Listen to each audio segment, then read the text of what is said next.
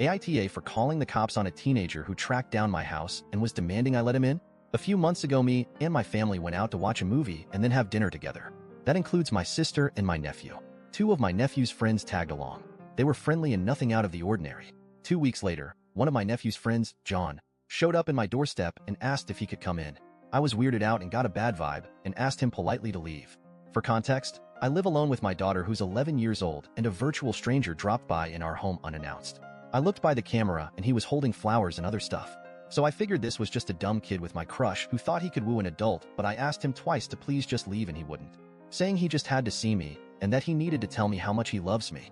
This included a gross comment about me being a single mom. I told him I was calling the cops, and that's when he bolted. Cops later came, took my statement and just circled around to make sure he wasn't still nearby. I specified that yes, he was just a kid, but I barely knew him and he had tracked down my house and wouldn't leave until threatened. He didn't commit a crime, but the cops still dropped by his parents' house to give him a warning about not leaving private property when told to. I didn't ask the cops to do that. They just took the info I gave. I called my sister to find out his last name and who his parents were and just related that to the cops since they were asking. I just wanted to make sure he was gone.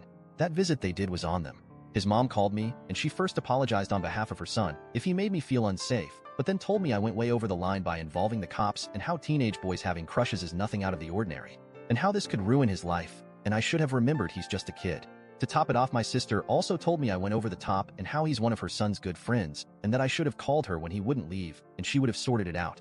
I went with my gut feeling, and I don't regret it. Now on to the next story. Story 2. AITA for defending a bride who left her husband at the altar. My husband attended a wedding. It was his kinda cousin/niece's wedding. I'm not sure how to describe the relationship, but they were close growing up. The wedding was a bit unique. There was a brunch before the actual ceremony with bride and groom. Then for an hour the wedding party left to get ready while all the guests were still at brunch.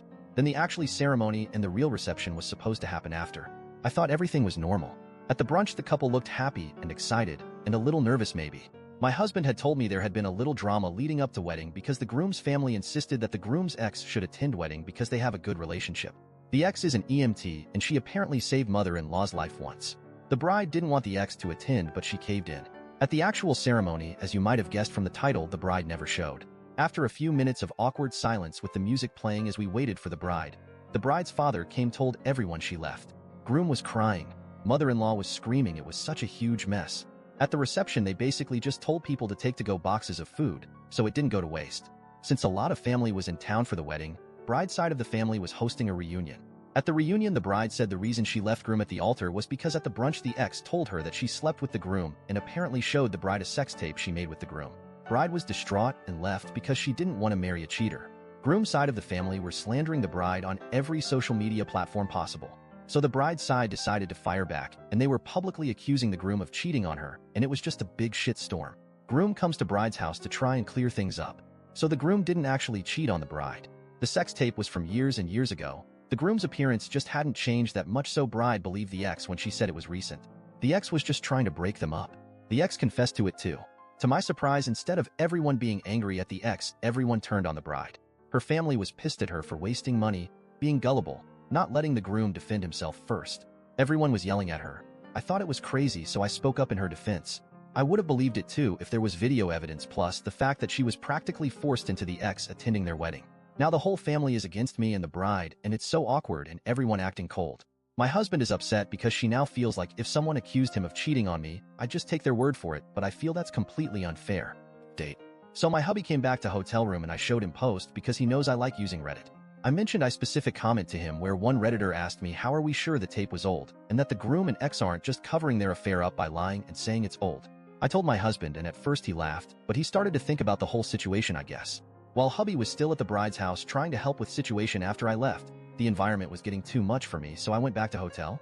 The groom had been groveling to the bride. Even though he was exonerated by ex admitting it was fake, he was still being very apologetic, which threw my husband off a bit. Like, even though he maintained he didn't cheat. Instead of husband being angry about being left at the altar and publicly humiliated, he seemed to just want wife to forgive him. I thought this would be normal because groom probably feels horrible about allowing the ex to ruin the day and hurt the wife like that, but my husband said it was unusual behavior for the groom. Apparently the groom is the high horse type, and he would never apologize for a mistake that wasn't his. Husband knows the groom better than me, so my husband thinks it's plausible that the groom did cheat by the way he's acting, but he's not going to bring it up because of how high tensions are, and it might just make things worse. I also explained how and why I felt like my husband was being unfair to me by saying he thinks I'd believe anyone who accused him of cheating on me. He apologized and told me he was just stressed out earlier, and he feels like we wasted money in this trip and went seeing our kid for days over this wedding that got blown up over a lie. Bride texted me thanking me for defending her. Most of the slandering social media posts were taken down. The ex posted on social media playing victim. Well, not really, but she's posting like heartbreak stuff and those fucking depressed Bart Simpson memes. At her big age, the groom's mother pulled up the bride's house after I left and was threatening to burn the place down because she was mad the bride humiliated her son over a lie because it was such a huge wedding he had many co-workers and stuff there. I feel like I'm missing something, but I'm tired and it's been a long-ass day.